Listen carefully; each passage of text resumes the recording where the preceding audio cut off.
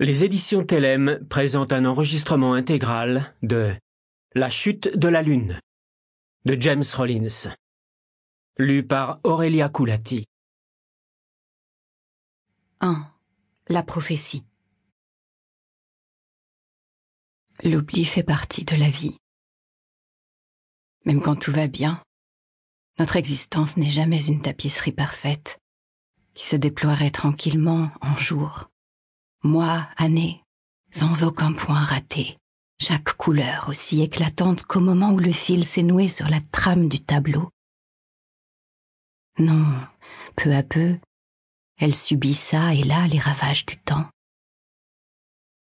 Certaines parties se déforment à mesure que les années passent, et sans cesse, on remet l'ouvrage sur le métier pour lisser certains détails. Pire, de vastes pans s'usent au point de devenir illisibles.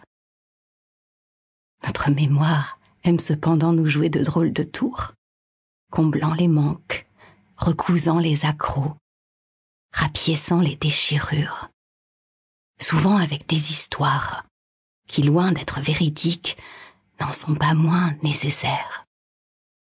Elles sont le ciment indispensable pour créer un tout cohérent avec lequel on peut vivre. À mon grand âge, je ne suis plus au meilleur de ma forme. Ma propre tapisserie a été dévorée par les mythes. J'approche de mon 100e anniversaire. Alors, si je ne me souviens pas de vous, ce n'est pas que vous n'êtes pas cher à mon cœur.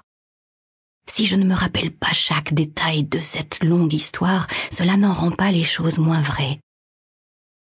Heureusement, ici, dans le grenier où j'écris, mes dessins et mes croquis me rattachent à mon passé.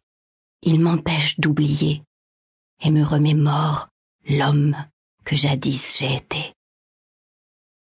À l'heure d'entamer mon récit, je laisse devant moi, ouvert presque à la dernière page, l'ultime volume de mes nombreux journaux de bord. L'image d'elle, tracée à l'encre, me fixe, me juge, me met au défi.